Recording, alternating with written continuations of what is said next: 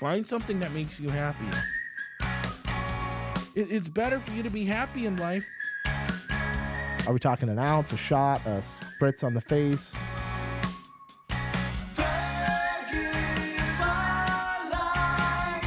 For me, it's every day a spritz on the face.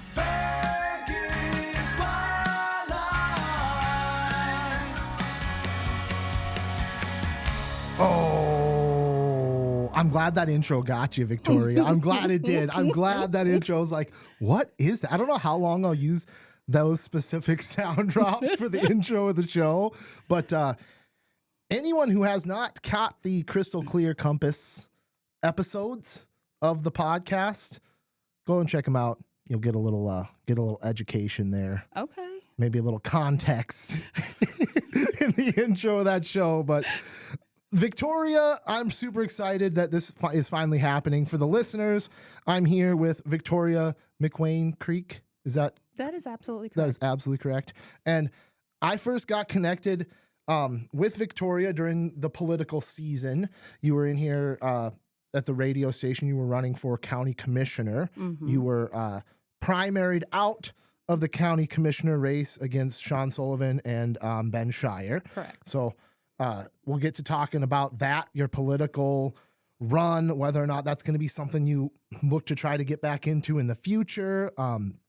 You've got all kinds of stuff here. I mean, we have a whole lot of stuff to go through. I just want to say welcome to the show. Thank you for having me. I am excited.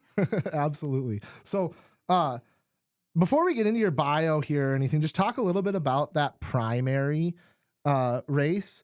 So this was besides, I think I maybe saw you here at the radio station once. You were coming in to record an ad or do something. But really my first introduction to you was that debate, or it wasn't really a debate. It was kind of a debate. Meet the candidates at the VFW. Ahead of the primaries. Oh, I was there. Okay. And so you solicited some response. Yeah. From the conservatives in the room. Feedback. You got some feedback. I got some immediate feedback from the audience. I had never ever in my life been booed. Oh, yeah. Well, that'll happen. That'll happen when you stand there in a group full of conservatives and tell them that you would essentially, if you had the option, you would have ripped up the Constitution, basically right there in front of them. Well, I thought I had I thought I needed to say what I was going to say because where the conversation was heading, I did not want there to be an assumption. Right. That, I was in agreement when you need to know who you're voting for. Right. Always. And I thought that was really, really, really interesting politically. Obviously, from my perspective, it was ultimately Sean Sullivan ended up winning that race, the clear-cut conservative candidate. Lots of KBRF listeners out there, lots of people listening on KBRF radio. Sean Sullivan was the guy who took it down. He resonated with the most people in our area ultimately. So he was very much the conservative choice. I felt like, Ben the moderate in that race. And then to say you were the liberal choice in that race is odd. It's odd. Yeah. But you very, very much so were clearly there was clear representation of your choices there heading into the primaries. Yeah. So, yeah. But yeah, that was a good introduction to Victoria. And I think we're going to get probably to talking about some of those values and some of those things that, a lot of race-based things that you were representing and ideas that you were standing up for then are maybe going to work their way into our organization that we're going to talk about today. So I'm excited to hear it. Before we get into your story, you were asking about the Outstate beer. You said you did not want a beer today? No, thank you. No. I am not a beer drinker. Not a beer drinker. You got some coffee on the table there. Not Stumbeano. Stumbeano's coffee is a sponsor of the show, but I didn't have any Stumbeano's coffee to offer you, so it looks like you sufficed with what you brought in there today. But shout out Stumbeano's, Outstate Brewing, Atlas Outdoor Services, Victor Lundeen's, Fergus Home and Hardware, Liberty Business Systems, and Wayne Schuett with Century 21 Atwood. So very much appreciate all of you guys. Okay, Victoria, I have here this bio you sent me, which is very, very grateful for this. 2024 Minnesota Star Tribune Community Bridge Builder. 2021 Facing Race Award honoree. 2020 Minnesota Women's Press Changemaker. Graduate of the University of North Dakota. Masters in, and I'm interested in what this is. Masters in instructional design and human performance improvement, and founder of Organization for Full Participation. So lots to unpack there. But let's, first of all, where were you born? I was born in an Air Force base in Germany, in Frankfurt. Okay, a military baby. Yeah. Okay, so your parents were, your dad was My dad was in the Army, and in 1974, when I was born, my mom and my older brother were there with him. Mm-hmm. So you grew up in that lifestyle, hopping around to a bunch of different bases, or did you guys settle somewhere? To an extent, my dad left the military when he and my mother divorced, and he was awarded custody of the three of us. Okay. My two brothers, one older and one younger. And so he left, and we moved to Chicago to live with my grandparents and aunts and uncles in the big house. Okay, so big fan of the big house. The big house. Talk about the big house in Chicago. That sounds interesting there. Yeah, you know what? I think about 223 North Menard as home still, even though it has not been in the family probably since the early 2000s. But that was a place where I had both my grandparents, I had my couple of aunts, couple of uncles, 6 cousins, all of which were boys. So I was the only girl in the house of 9 grandkids. And I was very much loved, protected, and sheltered in that house. And I ran with the boys. Okay. So I had a lot of fun. My aunts would take me out and try to help me recognize that I was a girl. And I would go to church with my grandmother because that was how I would get my Sunday morning sausage McMuffin and have some one-on-one time with her. And I loved it. If you messed with one of us, you messed with all of us. If you could play with one of us, you could play with all of us. Huh. So did you graduate high school from? No. No. Okay. So my family actually had some vacation land out near Ironton, Minnesota. Uh-huh. Okay. I'm not sure if I know where Ironton is. So Brainerd Lakes. Brainerd Lakes. Okay. Yeah, Crosby, Ironton, that area. So we moved there because I had, I think my dad just really wanted to pull us out of Chicago. The environment wasn't that great for my older brother, who was starting to get into some troubles, I guess. I don't really know the full story, but he pulled us out and moved us to the vacation property. And I was a ranger until I was 16. And what does that entail? Being a Crosby Ironton Ranger, go CI go. Oh, like that was the mascot. Yeah. The ranger. Okay. For some reason I thought you were like a junior ranger or like did something with that. Okay. That's the mascot. Okay. I could do that. Pick up on that. Okay. No, yeah. So I lived out there, the only Black girl in our school. My brothers were the only 2 Black boys in the school.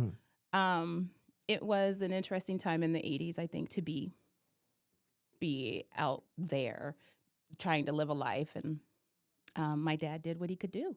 So what year did you graduate high school? I graduated in 92, but I graduated from Salt Lake City East High School. So the home of where the Disney movie High School Musical was filmed. Oh, nice. Yeah. Yeah. I could see it. You give off some High School Musical dance vibes with that clothing you have on there, Yeah. So, your dad moved you around again then? You moved No. to Salt Lake? Okay. I chose at the age of 16 Okay. to go visit my mom, who was living in Salt Lake City at the time with her husband at that time, and chose not to come back to Minnesota. Okay.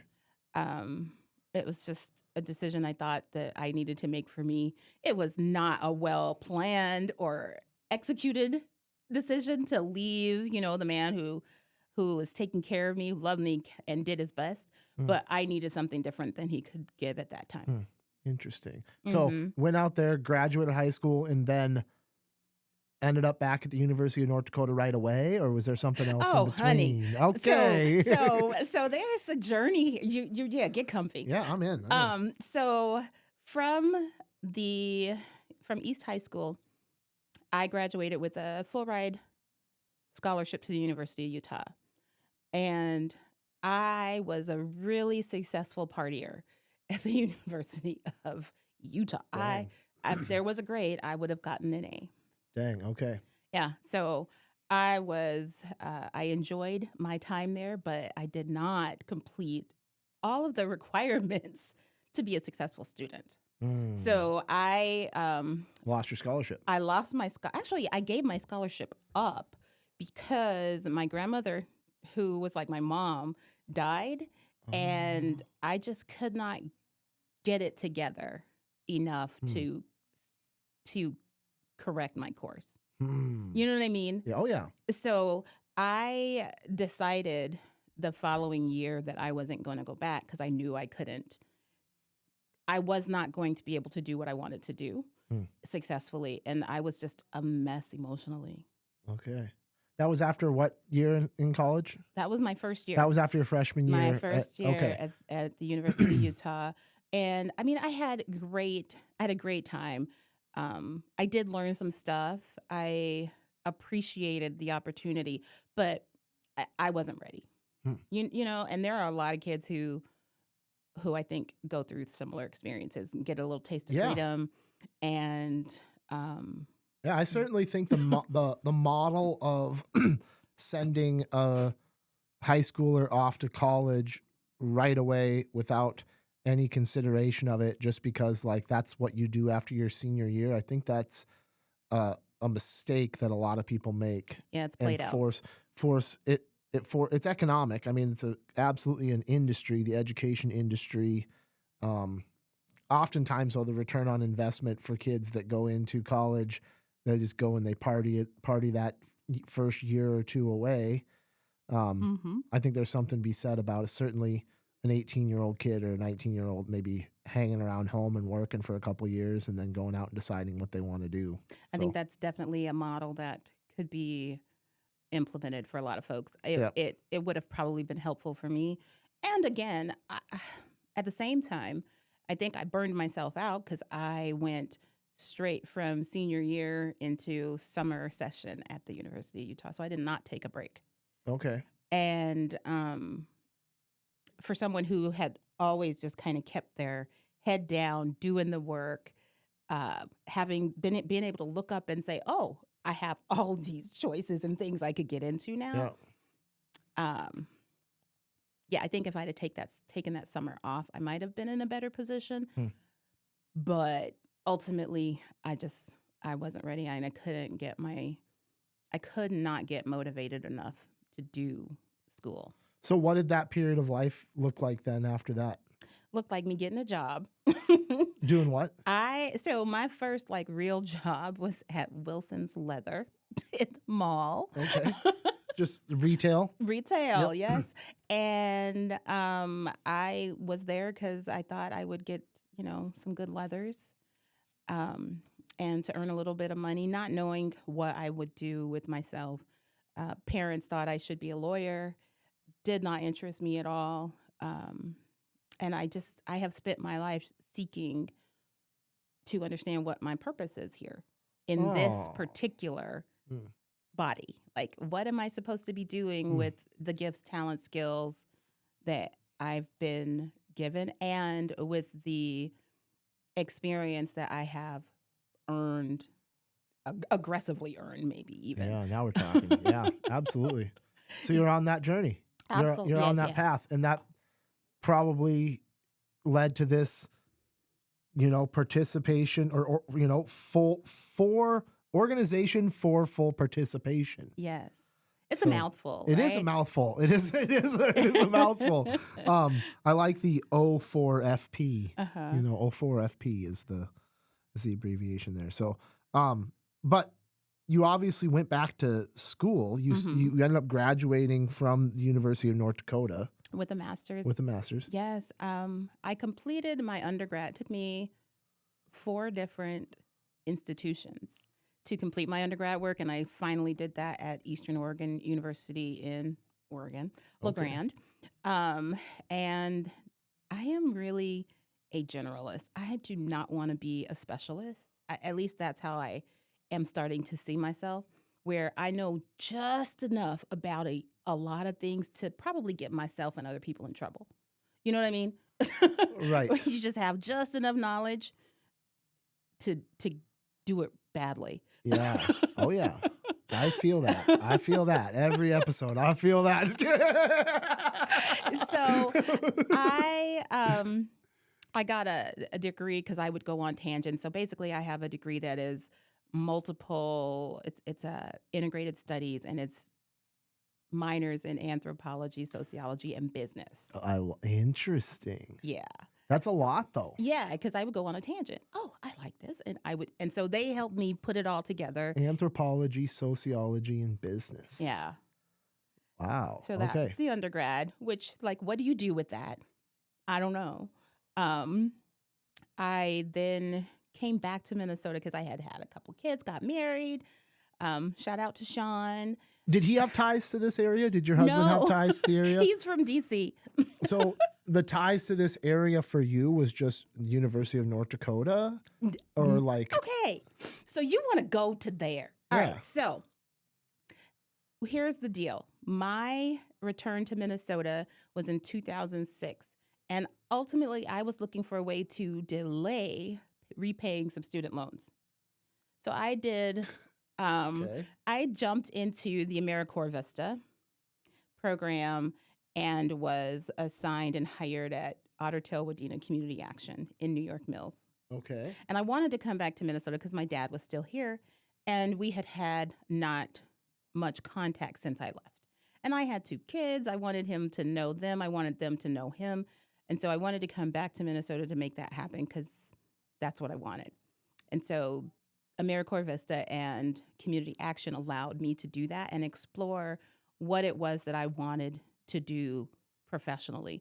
They had a housing department and they had social services. So with that said, I could decide if I wanted to study further architecture or human services, social work, or something like that. Right. Okay. So that's what I did. And for 3 years, I worked in New York Mills and reestablished and reconnected with my dad, and never really left Minnesota other than to travel and vacation and Nice. Yeah. It's a nice spot if you can deal with the winters. It was cold this morning. Yes, it was. It was very cold. You'll have that in these yeah, Minnesota winters. And complaining is unhelpful, so That's I true. will not. That's good. But yeah, for me, family is a big deal. No 16-year-old knows how to tell their dad, I'm leaving, in a respectful way. I think that would be accepted. So for me, this was an opportunity for me to come back and reconnect. And that's what we did. My dad's in Fergus Falls now. Oh, he lives in Fergus He now. now lives in Okay. Fergus Falls. Okay. So you guys spend all kinds of time together now. Yeah, yeah, we Awesome. do. He is Awesome. a good dude. He did his best. My mom did her best. And I think with kids, you learn that people do the best they can in the moment, given what they have, what they know. And that's all they can do. Right. Absolutely. I mean, I think that it takes until happens for some people sooner in life based on experiences, some people later. But I think you at some point realize that your parents are just like not these, like people that have everything figured out, or these people that like you assume that they should be able to just do life this perfect way, or that they like, because that's what you have as a kid. That's your unbroken, opinion of your parents is just they're just these perfect people, and then eventually you realize, oh yeah, this is their time. They don't know what they're doing in life either. They're just figuring it out too. You know, they're just all we're all just figuring it out. You know. Yeah, So. it's a shame. I think that we don't have conversations as family, or at least in my family, that we did not have those kinds of conversations. I mean, I got to see some stuff happen in life, but true direction and sharing of information and life lessons, it was really kind of behind the door, behind the scenes with my parents and the grandparents and stuff like that. I've tried with my adult youngins, right? That I can't call them kids anymore, but I've tried to be more transparent so that they could possibly learn from as we're going through things, me and their dad. I mean, we've been married, divorced. We've been together 28 years. And it's not something that is easy, right? To be with someone and decide that that's who you're going to, be. That's who you're going to partner with in love and life. Yeah. But every day it is a decision that we must make if that's what we're going to do. Right. So, career, we'll just transition. We'll get back on track. That was a hard... I know, it was deep. It was deep. We're going back on track here. The Organization for Full Participation, is that a more recent thing? Has that been something you've been thinking about putting together for a long time? So, Organization for Full Participation was birthed in 2020 during the pandemic. I was on a FML leave from the college here in town. I was in a very bad mental place, and I don't think I could have returned to M-State. It was just a really not a healthy environment for me for a lot of reasons. And so I was trying to get myself better and took a year of absence and tried to heal and recover from just really deep traumas that I experienced there that brought on PTSD, which from previous earlier traumas that had nothing to do with the college, right? Mm-hmm. And so it was just a really dark time. And I was just trying to figure out what I was going to do to sustain my life besides having to go back and work for anybody. Right. I did not want to put myself in the hands or care of someone who does not have my best interests at heart. Okay. Do you care to elaborate or not? Well, what would you like? You share. This is your chance. You want a little bit of tea? Okay, a little bit of tea. I'm curious. You don't have to share anything you don't want to. Yeah. I wanted to work at M-State from the moment I stepped foot on that campus in 2009, when I was the sexual assault victims advocate at Someplace Safe. Okay. And it just clicked finally. Oh, this is what I could do, right? I could, support students and help them navigate in a way that I was not aided. And so I did what I needed to do, earn that master's, because for me to get on to campus, I needed the master's. Unlike some folks who are able to be hired in academic settings, as a Black woman, it is absolutely, it was impressed upon me that it was incumbent that I did meet those preferred qualifications, not minimum. So while the minimum qualifications say, hey, have a bachelor's, those preferred are what they were going to look at when it came to me. That's the advice that I was given. Interesting. So I did that, and I got a job on campus in 2014 after graduating from UND with that master's in instructional design. And really, that's just about curriculum development. And then the performance improvement is helping folks get from A to Z, right? What is the plan that's going to get us there? So I can design learning, I can guide and coach and facilitate learning. I can teach. I can do a lot of things with the degrees that I earned. Mhm.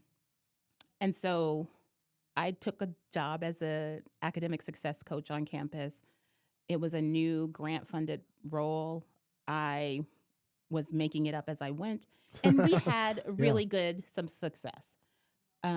Ultimately, the funding for that position was shifting. The leadership and supervision of that role was shifting, and I did not want any part of that. Right. So I took the interim role of the housing director in Fergus Falls, Oh, okay. and I loved it. I'm a Student housing. Yeah. Yep. Okay. I'm a performance improvement. I look at the whole system. How can we make this system better? Right. And make sure that each student who comes through the doors is going to get what they need in order to be successful and matriculate well and then transfer on to another institution or get that job that they are looking to get after. Minnesota State in Fergus Falls is predominantly white. However, with the sports, the athletic programs that they have, they attract a very diverse student body that is significantly more diverse than the community of Fergus Falls. Right. And so what I was finding as I was doing my basic study of the housing program is that those students who were coming from inner cities, who were traveling across the nation to come here, were not being successful in different ways than I was not successful when I was a student, in that they would be followed when they went to Walmart. They would be put out of Walmart. They would be, told, just the experiences that they were having really got in the way of their ability to focus on learning, right? And so we went into making programming that would allow students to get more support towards completion. And it was going really well. And then there became a lot of, there's a honeymoon period pretty much in any job. Right. And after the honeymoon in housing, people got very pushy about how I was doing my work. Mm-hmm. In that they wanted it to look a certain way. And I don't work that way. Like, I'm not going to stand over students. They're grown people. That's not my job. I'm not going to drop everything and run to investigate odors of marijuana on the campus in the housing. That too, not my job. That's what security is for. I will deal with any citations that come as a result and address them. But investigation, that's not me.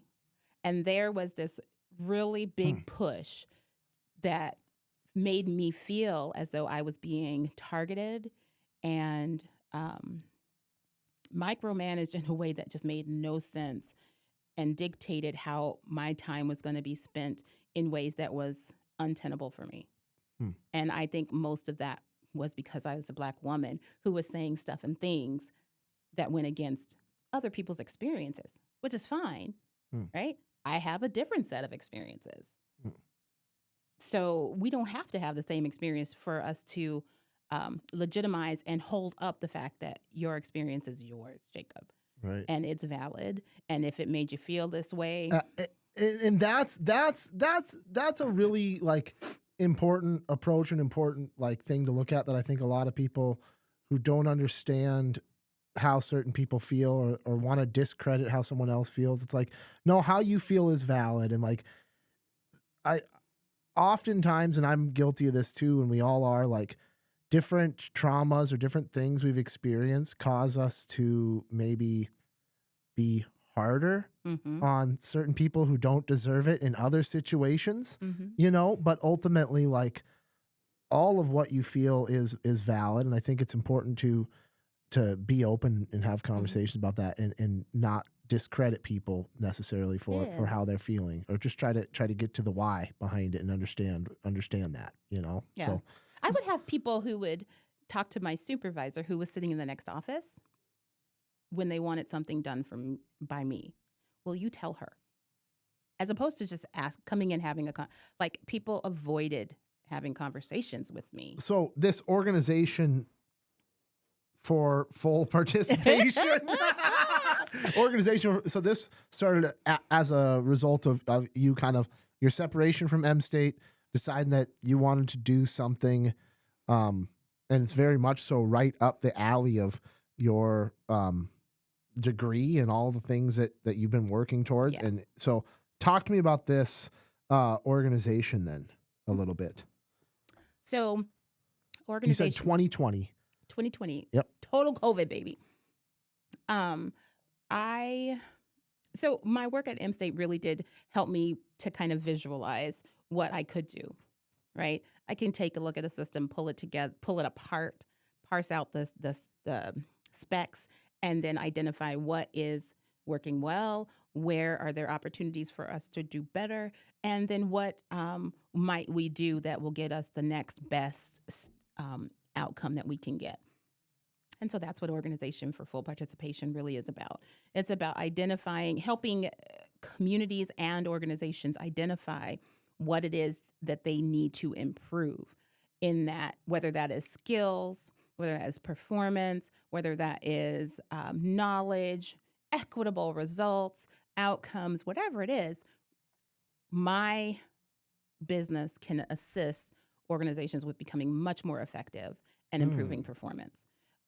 So we are very data driven, experiential in how we design. If we're doing facilitation for learning, we are very focused on what the learner might need in order to do whatever it is differently and have that better outcome. So some of the things that I do require assessing. Some of the things that I do require process mapping. Some of the things that I do requires, conversations and facilitating through those difficult, conflicting ideas, thoughts, and experiences to get to a common and shared sense of reality that we can then do something with. Yeah. Okay. Yeah. I mean, the one I thought was really interesting is developing strategic interventions that close knowledge, performance, and skills gaps so that outcomes do not vary across groups. Yeah. And that what does that mean? So this is interesting for me because I feel like this is sort of the conversation a lot of people get stuck on with equal opportunity or diversity, DEI, diversity, equity, inclusion, like all these conversations that people get muddied up. And I was explaining to this before we started recording even, like, I think people are afraid to have conversations or afraid to, like, some people would be afraid to ask you a question that might offend you or afraid, like, oh, we got to tote the line and we got to walk. It's like, I fully believe you need to have conversations about the things you don't understand and all of that stuff so we can understand maybe that commonality, right? So in this, the skills and gaps, so the skills and gaps don't vary across groups. It's like when people say a certain group or racial group has been disenfranchised, or if there's like a systemic racism, like I think a lot of that you can point towards certain ethnic groups of people, that there's higher crime rates among certain minorities. A lot of that stuff, there's people, certain races don't get paid. They get paid unequally. And so from my understanding, that would be you identifying the why behind this stuff, not just, like understanding the why and then developing a system that helps balance that out. Is that accurate or is that inaccurate? In saying No, that? so you're really close. I want to back up one step to an assumption that a lot of us will make. And that is that specific ethnic minorities or enclaves of folks have higher rates of crime. That's not actually the case. The case is that they are more highly policed.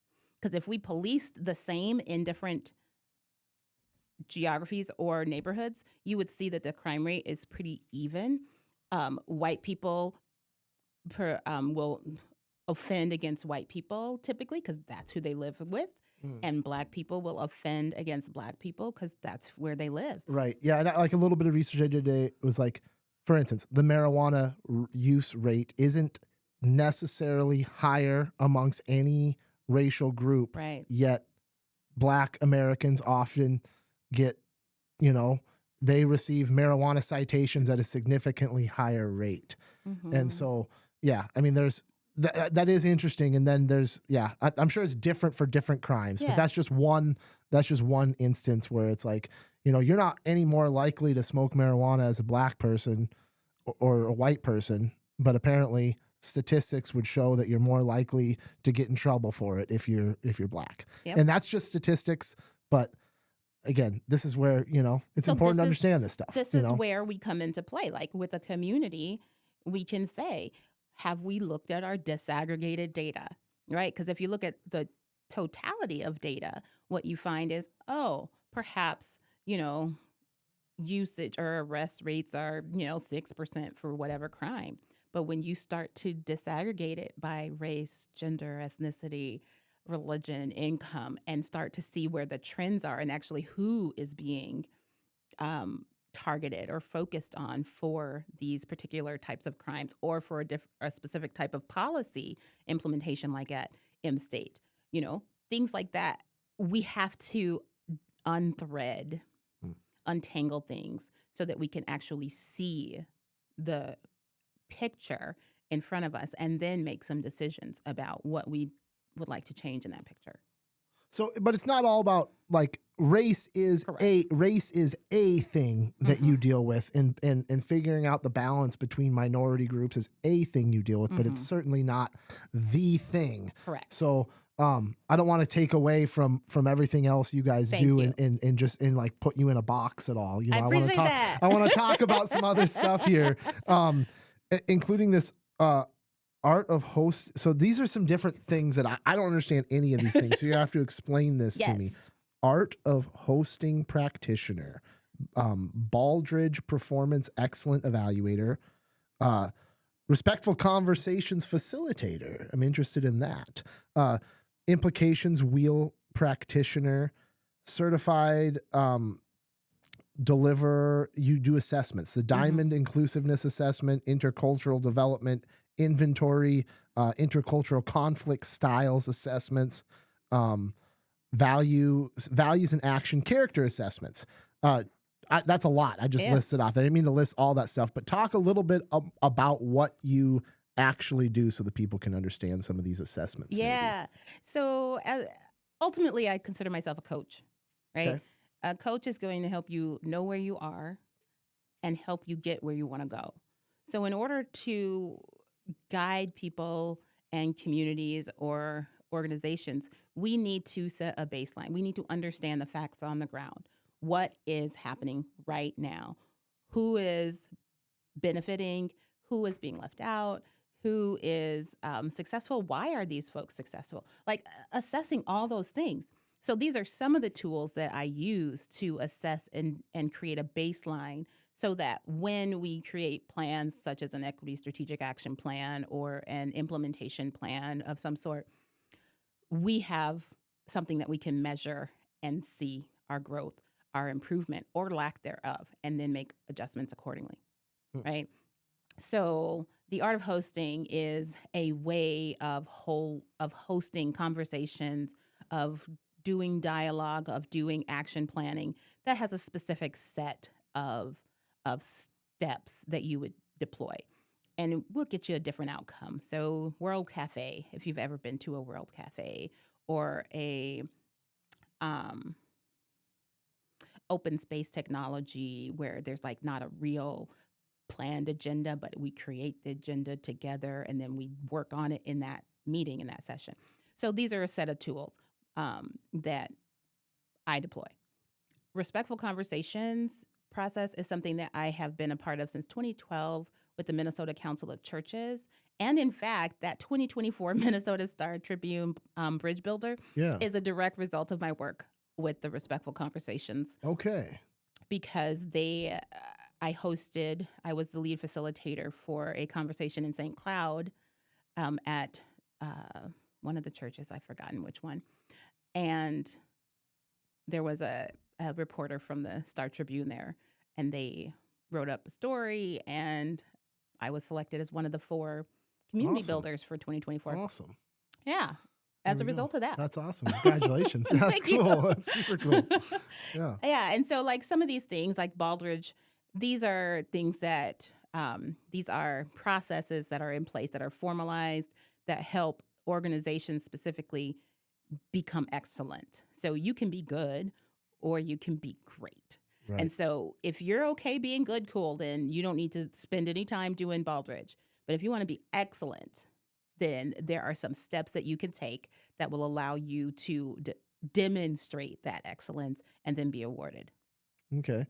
So is this organization, a lot of what you do, is it grant? Do you have grant funding? Do you do all you're funded by clients that you work for? Just directly by clients. Okay. Yeah. And how many different people do you work with, or how many different I assume you work with organizations as well as individuals? Mm-hmm. Okay. So at any given, I'll be honest. So we're going to get real. We're going to get realer, more real. My goal in life is to work just enough. Yep. I'm talking sufficiency, not abundance. Yep. And so it's just so contrary to capitalism, but I don't want to sell my time, 1 second of my time more than I have to sustain my life. Yep. So I am pretty selective about the work that I do, because I want to make sure that we're aligned with our values and we're walking our talk. So the four in organization for full participation, it's identity, intersectionality, inclusion, and intentionality. These are the things that I am looking for in folks that I partner with, who I am going to serve and move and help them move closer to where their ideal is. And then, so thinking about it in that way, not everybody is on board, right? So I work a lot with organizations and communities who are already doing this work of improvement and need assistance. They need that third-party accountability. They need strategies that they don't know, aren't aware of, even exist, and they need somebody to walk alongside them, and that's what I do. Okay, so it was a long way to say you work with people that you probably politically align with, or a lot of your causes align with. Is that what I'm saying? Maybe not. I don't want to put words in your mouth. I don't like that. I don't like doing that. I don't think that's Okay. what I am saying, though, is that we have to be aligned. Right. Right. As an accountability partner, I can't do your work for you. Right. So if you're not committed, I mean, if it's just lip service, this is not going to work. Right. So if you're committed to doing the work and not checking some boxes, let's talk. If you want to check a box, I'm not the one. Right. That makes sense. I get that. Especially because you work with a lot of, and I want to ask you about diversity, equity, inclusion, DEI. Mm-hmm. Do you work with a lot of like things that would be considered reporting mechanisms for those type of like that, or those type of programs, things that might be affected in that movement? Yeah, absolutely. I think like the Diamond Inclusiveness Assessment, this is a 64-item survey that I use with organizations. I'm working through one right now and have another starting probably in February, where I walk these organizations through a process to look at how they are being inclusive. How is it showing up? Like, what are the situations, the policies, the procedures that are leading to an environment where folks feel like they can show up as who they are, no matter what types of identities they may be bringing, whether you can tell what those identities are or not, that you have results that do not vary across characteristics. So that's like saying you shouldn't be able to tell by my zip code whether or not I'm going to graduate from high school. You know what I'm saying? You know who lives there, whoever it is. We can predict a whole lot based on individual characteristics, and that's not getting us results that we want across the board.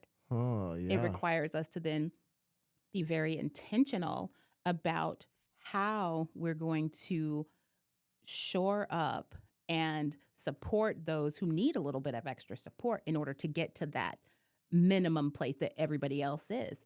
And it's basically a targeted universal approach in design of strategy. So you've got this group who's doing really well. Why are they doing well? What can we take away from this group?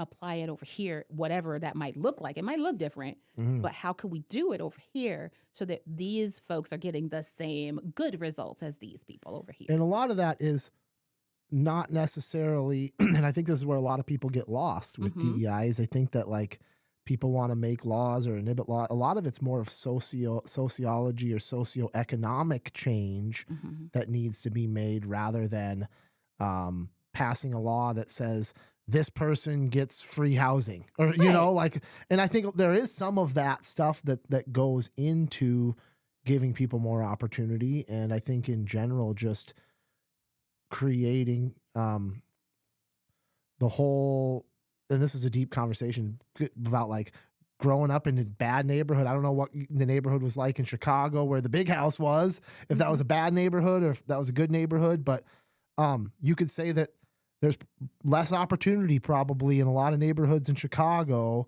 And that's not like a law. It's just the reality of the socioeconomic situation. Or is it a matter of law? I mean, you think about this. Maybe it's not like a law, whereas it is policies that are implemented at a very high level that are the result of folks we've elected to pass laws. Think about redlining. You familiar with redlining? I mean, a little bit. I'm not well enough that I want to speak on it right now. Neither am I. I'm not an expert, right? But what I do know is that the Federal Housing Administration, when it was first initiated, refused to back loans for Black families. Right. That's how you wind up with communities in Chicago. Right. And I believe that was the Equal Opportunity Credit Act. It was like I want to say it was the 70s. I talked about this once with a real estate agent talking about like that Equal Opportunity Credit Act was basically enacted to stop the ability. It was not only race, but also sex as well. It was women were having issues securing loans for themselves. They were being discriminated against, as well as some racial profiling. I believe that was like the 70s that they tried to correct that they passed the Equal Opportunities Credit Act. I don't know the exact date, but yeah. And so think about this. So that's the 70s that we're talking about. Think about World War I and World War II, where you have GIs who are going to fight. Right. Black men, Native men, going to fight for freedoms that they have no access to here. When they come back and the GI Bill is initiated, they're unable to get the funding that they are entitled to. Right. So you have all these years where there is wealth being built in the homes and families of white veterans, whereas those Black and Native veterans are not getting that same.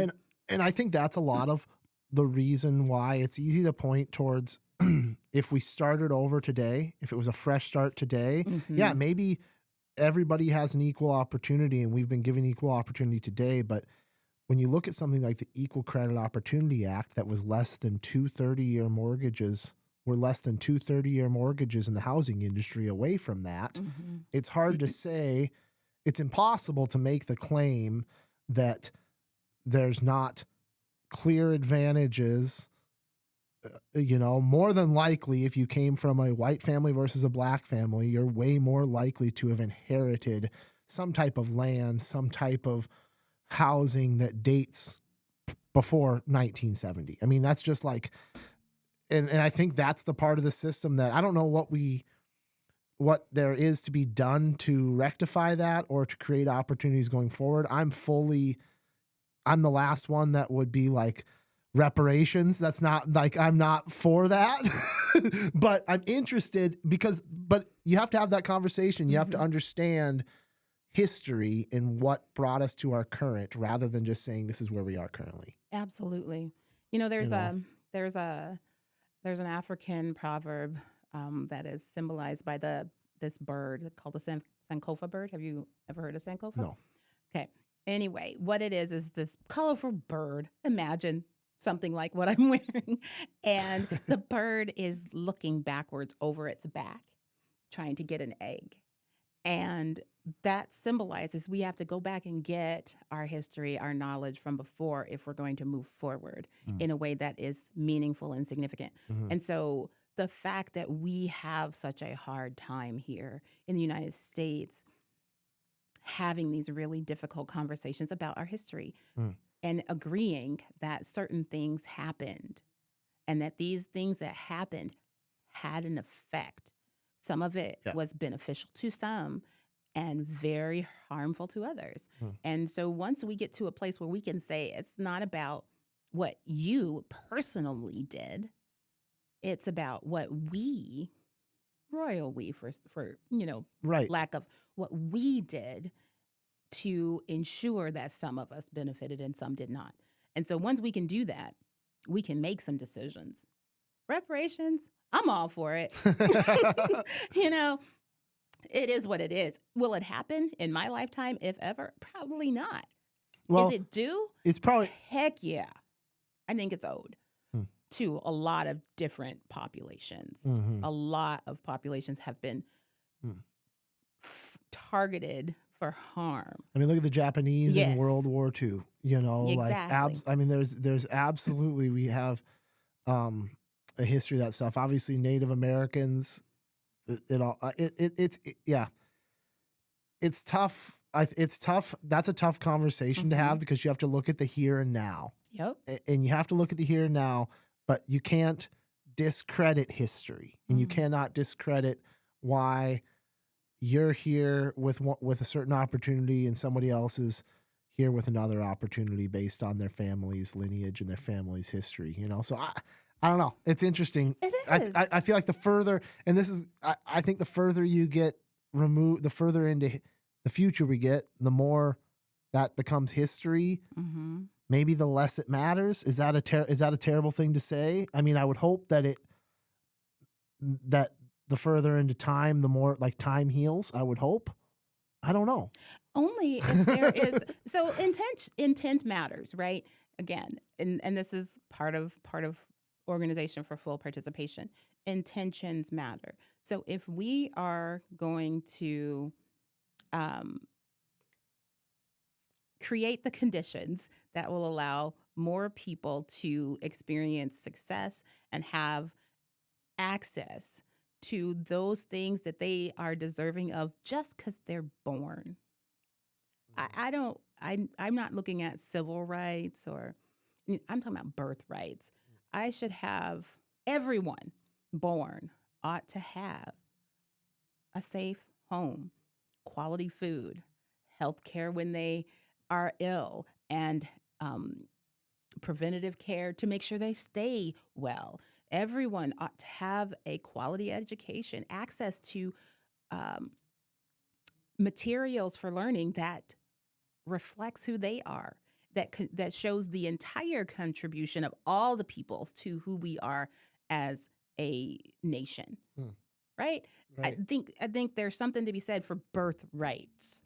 And that to me is very different. You can't take those away from people.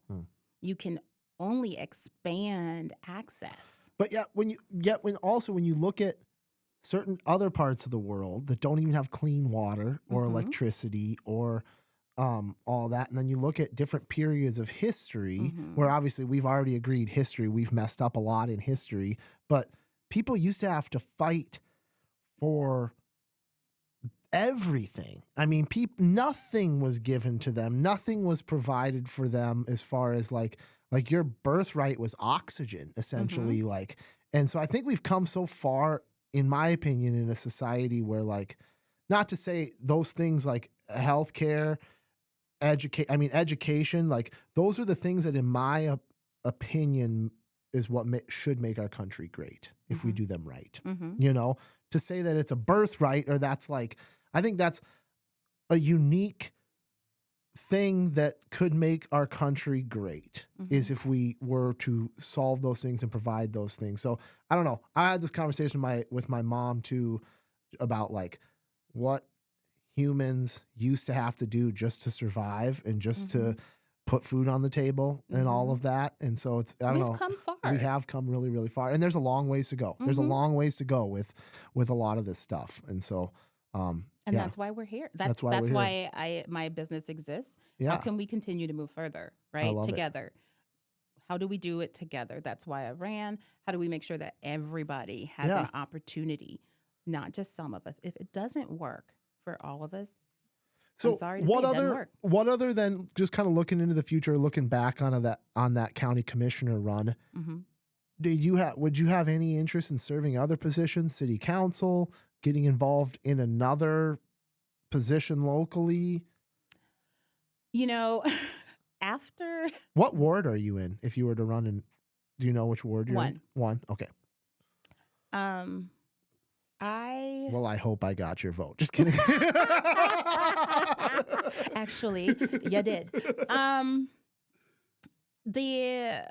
So as I think about, running and where is my time, expertise, and talent going to be most useful? I don't know if it is to run again.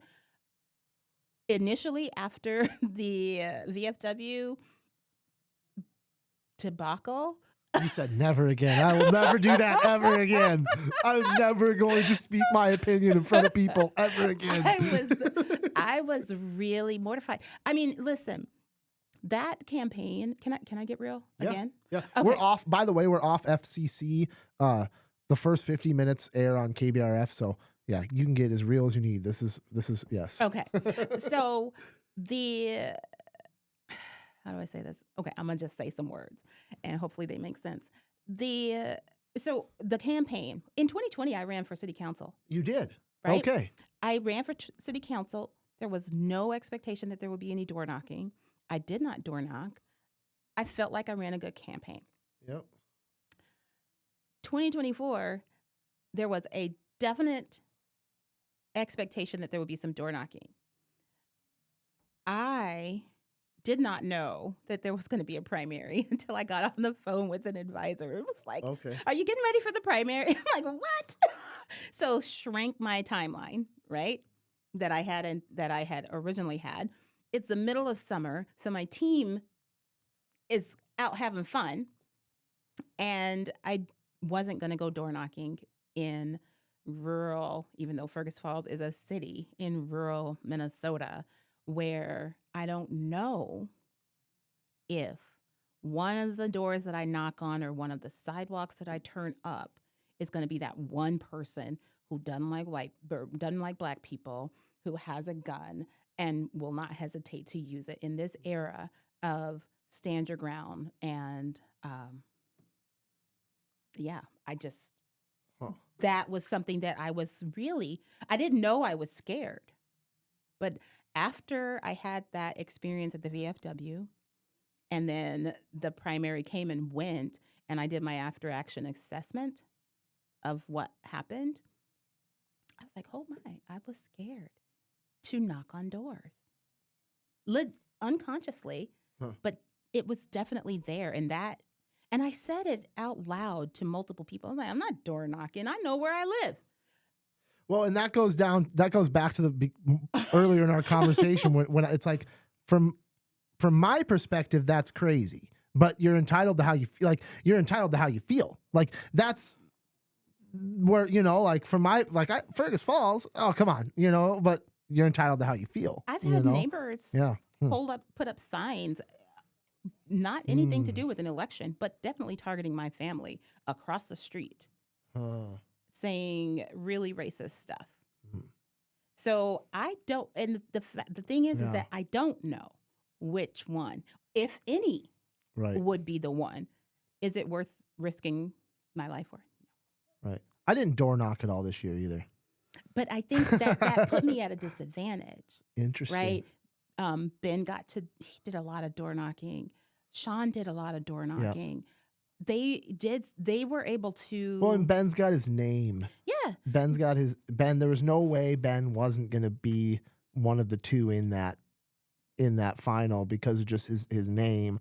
And Sean represented clearly, the man who got elected represented the values of the constituents the best. And he had a little assistance from the other guy. Correct.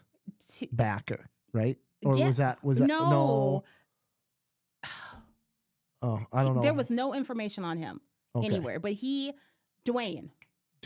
Yeah, don't get me started about him. Don't get me started about him. I'm not even going to go there. I was going to do him the respect of not talking about him during this podcast. Mm-hmm. So I'm just going to leave it at that. And there's a reason why I didn't mention that there was a fourth person on that stage during the primary, because in my opinion, there should not have been. But I'll just leave it at that. Okay. So yeah, what you're saying is important in that took away from the ability for the folks who were there to learn a little bit about us to know, because the oxygen was sucked out of that room. Right. The time too. The time that was wasted. The time that was wasted, and it took so much away from the substance of the conversation that the three of you guys could have had. So yeah, I do feel like there was a certain amount of, and I didn't really get to know you certainly that well. We got to know you a little bit. I don't know if we heard you clearly or not, but definitely people got to know what you stood for. Yeah, some of they did. Yeah. And that's what you want. I want people to make an informed decision. I want them to be like, oh, Victoria is somebody who looks at the United States Constitution as this living, breathing document. The people who wrote it immediately amended it. They immediately changed it because they saw it was lacking. Right. That means we are not meant to let this thing sit and grow and dusty. Right. We're meant to look at it through the lens of our time. Well, and this is the tough thing too. And I think I don't want to speak too much on this process about constitutional, like amending the Constitution. But I believe that the reason that it doesn't get changed or amended very often, because it has to be something that gets like agreed upon by like everybody basically. And then it goes to, I forget what it's called, like the conference or the meeting that they have, but it's not like one issue is on the table. It's like when they go to that constitutional amendment meeting, it's like everything's on the table to be amended. So once they open up that Pandora's box, everything's on the table to change. And that's why we haven't had a constitutional amendment in so long. I don't know exactly how long it's been since we have changed anything, but we have not got to that point where we've decided to have that conversation. And I don't know that we ever will. Because it's like, you got to have 40 states or I think that something like that. It's, yeah. Okay. Is that, yeah. Okay. And I'm not exactly sure how that works. If it's all the states have to agree to do it or something. A good proportion for it to get on the ballots. And then. Interesting. Yeah. I don't know all the details. Yeah, I don't even want to know. I don't have the time to look it up. I'm not going to look it up, but. I don't even want to know. That's not my bailiwick. But yeah, to assume or to say, though, that's a perfect, infallible, like, I mean, people want to treat that like it's the Bible. People want to treat that like it is, the inherent word of everything. And to admit that America has made some mistakes along the way, and that there may be some mistakes in that document and how we do things probably isn't too far of a stretch. No. I think intention. I think folks had some good intentions that wrote the document. I think others had less than good intentions. I think they avoided a lot of important decisions that could have made this a much more inclusive document that expanded the rights, and they intentionally created something that limited access to rights. And that means that we will always be trying to make the tent bigger because it was so narrow to begin with. Right? Interesting. So for me, it's all about expanding access. How do we do that? Intentions matter, impact matters even more, right? So once we know what we want to do, did what we want to do happen? To what degree did it happen? Yeah. And if it didn't happen the way we thought it was going to happen, what did we do in that situation? Or what were the inputs so that we can maybe shift something, experiment with something else, make a wrong decision, right? We have to be willing to experiment, make mistakes, learn from those things, and then implement something else. So, this being the Fergus Spotlight podcast, what can we do as a community, or what changes would you like to see enacted here in our community? Wow. Okay. That's a deep question. That I could is have prepared. very- I could have prepared you for it. You know, Fergus Falls is as a place to live. It's a place where I bought my house, right? The first house I ever purchased. So that says a lot, I think, for me. So it's a good space, a place to be. And what would it be like if it was a little bit better for everybody? So things like our language. I think language is crucial. I think of language as spells. Interesting. Think about it. The energy. That's a deep conversation. It is. I'm all into it. You didn't know, did you? But it's a spell. And so I'm really careful when I do talk to say what I want as opposed to what I don't want. And so what I want to see is a place where people, no matter who they are, where they come from, whether they're here for 7 seconds, they've been here for 7 generations, will come through Fergus Falls and have access to all the things that make this place an amazing place. They have access to nature, they have access to education, they have access to health, they have access to fun, they have access and choice, because that is freedom. Freedom is having a real choice. I feel super free, right? I get to choose how much of my time I'm going to allot to X, Y, or Z. I get to determine if I'm going to sell my time or not. I get to determine which jobs I'm going to take. I get to determine how I'm going to show up, what words I'm going to say. I want everyone to have that. I found myself on Hoot Lake this summer with my dear friend Nancy, and we were kayaking, and what came over me was this just immense desire to make it so that everyone could just experience the sun on their face, the wind blowing on the lake, and chilling with their buddy, right? With no worries. Like, to me, that's what life is about, which is completely different from my dad. My dad's like, life is hard. It's supposed to be, so buckle up. And I'm like, life doesn't have to be hard. Life can be great. Yeah, things can get hard or be difficult or challenging, but my life doesn't have to be. Right. Situations can be. Yep. So. And different people, yeah.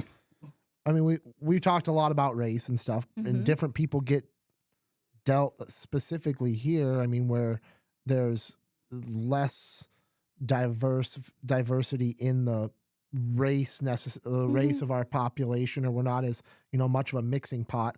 We certainly have plenty of financial disparity in this community, and plenty of people that don't have opportunity to go out kayaking and go out and do that stuff.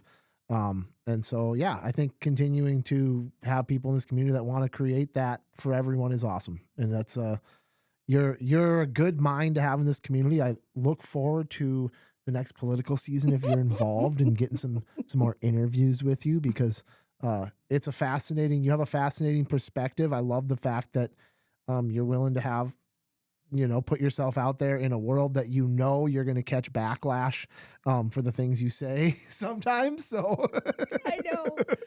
But yeah, I respect it, and I really appreciated getting to know you here in this conversation. Oh, so thank you. This has been such a pleasure. I had no idea what to expect. Well, now you know. And it was a nice little combo. Yeah. Anything else you want to share or get off your chest here before I get your best business advice?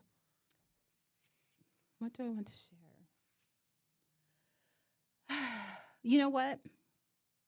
My ideal day, and I'm going to share that with you because I think it's important. Okay. My ideal day is one where I get to hopefully wake up. And if I am so lucky to wake up, I want to be able to do something that engages my family and friends. I want to do some good in the world. I want to laugh, and I want to take a nap. Like, what that looks like on a day, any given day, might be different. But that's how I choose to live my life. That's how I choose to curate my world. And I am so grateful that I get to do that here, Fergus Falls. I don't think I would be able to do what I do the way I do it were had I not had the experiences that I had here.